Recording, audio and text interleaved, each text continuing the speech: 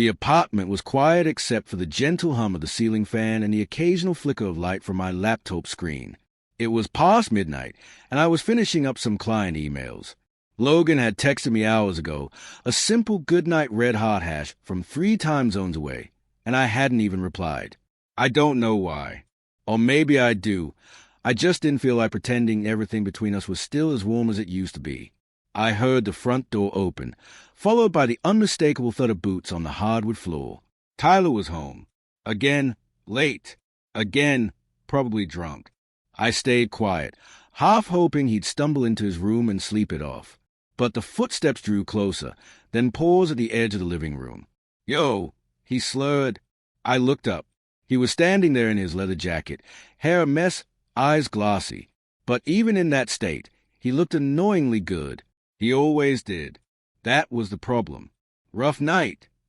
I asked, trying to sound casual. He dropped onto the couch next to me, much closer than he usually would, and exhaled loudly. You wouldn't believe the crap that happened. "Try me." He waved a lazy hand. "Doesn't matter. Everyone's fake. You're real, though. Always been." I laughed softly, more out of discomfort than humor. That's the whiskey talking.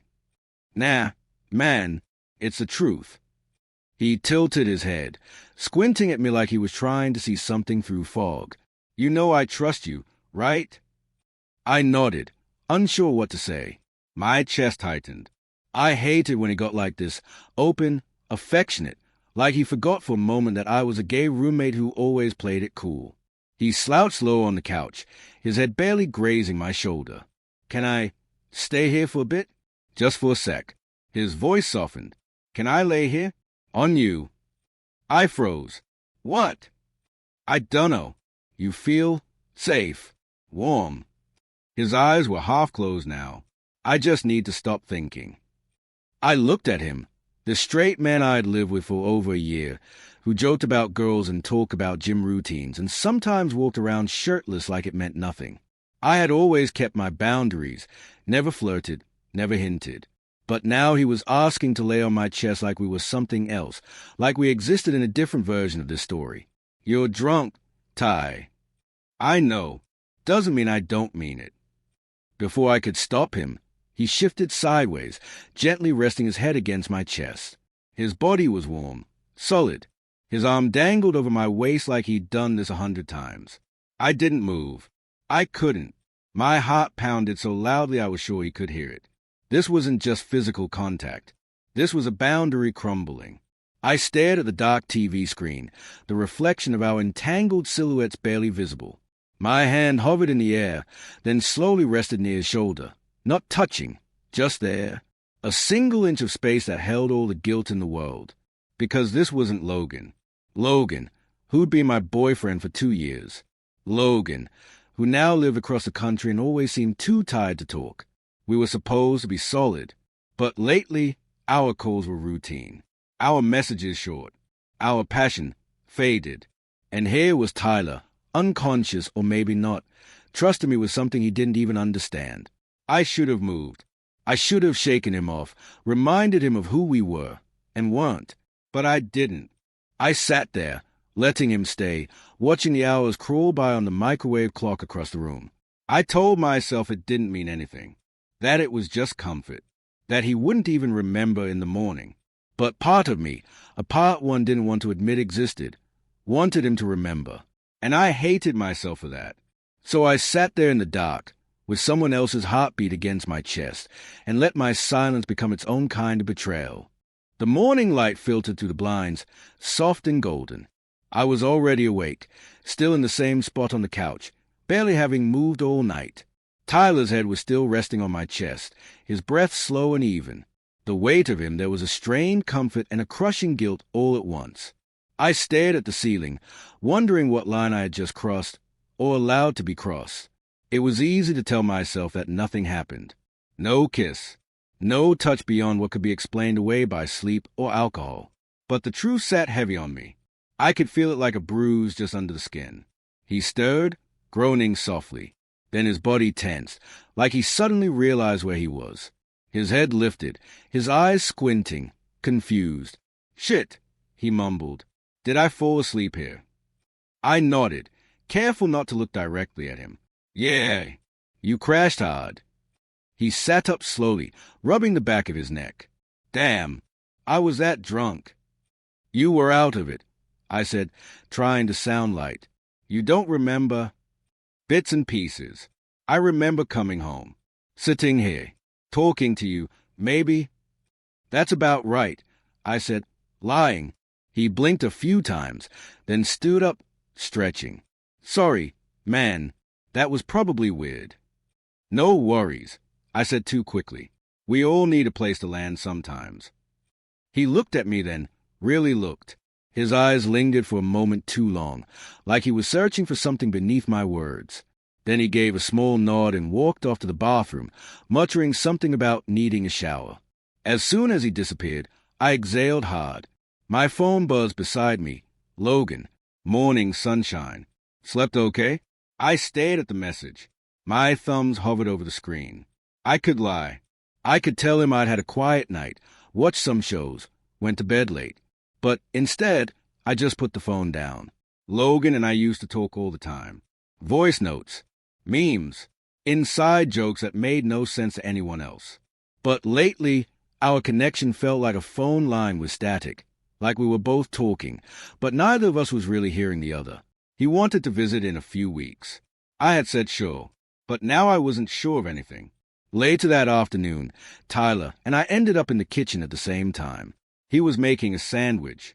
I was pouring coffee. You good? He asked. I looked at him. Yeah. Why? You been quiet since this morning. I shrugged. Just tired. He leaned against the counter. I didn't do anything dumb, right? No, I said, avoiding eye contact. You just passed out. He took a bite of his sandwich and nodded slowly. Cool. I trust you, you know? I swallowed hard. I know. He looked like he wanted to say more, but didn't. Instead, he changed the subject, asking if I wanted to watch the new horror movie that dropped last night. We ended up watching it later that night, both curled up on opposite ends of the couch. The movie played, but my mind wandered. His foot was resting just close enough to mine that I could feel the warmth, but not the touch. Halfway through, my phone buzzed again. Logan, again. Miss you. Wish I could hold you tonight. I read it 3 times, then looked over at Tyler, who was focused on the screen, but his jaw was tight. You okay? I asked. He nodded. Then, you ever wonder if you were the right person, just out of habit? I froze. What do you mean? He kept his eyes on the screen. Like, sometimes we get so used to someone that we forget to ask ourselves if they still feel like home. I didn't respond. I couldn't.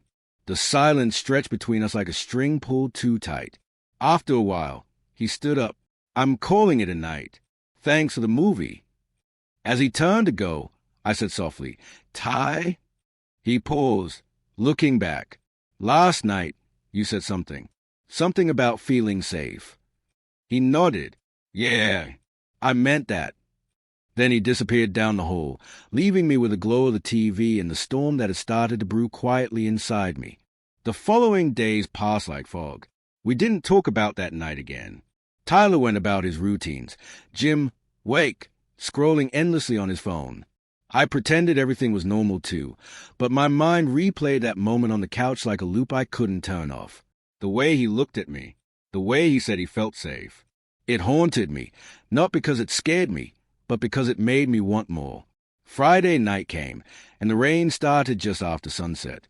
It tapped against the window, a slow, steady rhythm, as if time itself was asking me what I was waiting for. Tyler came out of his room, holding a bottle of whiskey and 2 glasses. Movie night, he asked. I hesitated, but then nodded. Yeah, why not? We picked something random. Some action flick with bad dialogue, but neither of us paid much attention to it. The room grew warmer, not from the heater, but from the tension between us. He sat closer than usual again. His thigh brushed mine, just enough to notice but not enough to speak about. Halfway through the second glass, he turned down the volume and said, Can I ask you something? I met his eyes. Sure. That night, when I asked to lie on you, did I make you uncomfortable? The air left my lungs. You didn't, but you did confuse me. He nodded slowly. I've been confused too. You're straight, Tyler. He laughed under his breath. That's what I always told myself. I stared at him, stunned. He leaned forward, elbows on his knees, not looking at me now. I've never felt like that with anyone. Not with a guy. Not even with most girls. But that night, being that close to you, it didn't feel weird. It felt like I finally exhaled. The words sat between us, heavy and fragile. I cleared my throat. I have someone. Logan. Yeah, I know, he said softly. You love him. I did. Maybe I still do. But lately, I feel like I'm trying to remember why. Tyler turned to me. I don't want to screw anything up, but I can't keep pretending like nothing's shifting inside me. His voice cracked slightly, and it undid me. This wasn't some joke or impulse. He was breaking apart in front of me, unsure of who he was becoming, but sure that I had something to do with it. I looked down at my hands. If we go down this road, there's no going back. He reached out, gently touching my hand, fingers brushing mine. I'm not asking for anything. I just needed you to know. Silence. Then I whispered, I thought about kissing you that night. He looked up, our eyes locked. I wish you had. We were close now, too close. But still, I didn't move. I stood up, shaking, and paced to the window. Rain dripped down the glass like tears no one could explain. Behind me, he stood too. You're afraid of what this means. No, I said. I'm afraid of what it says about who I am. What I'm doing to Logan, to you, to myself. He stepped closer. Sometimes it's not about who we hurt. It's about who we finally stop hurting ourselves for. That did it. I turned, eyes burning. You say that like it's easy. Like I can just forget the man who's been there for me through everything. I'm not asking you to forget, Tyler said. I'm asking you to feel what's real. There was only one step between us now, and then no steps at all. He reached out again, his hand against my chest, like he wanted to feel my heartbeat, and I let him, just like I had the night it all started. Only now, we were both wide awake, both fully aware. I can't do this, I whispered. I know, he said, but neither of us pulled away. A moment later, I stepped back, breathless, conflicted, alive in a way I hadn't felt in months. I walked to my room and closed the door. My phone buzzed again. Logan, I miss you. Still on for our call tonight?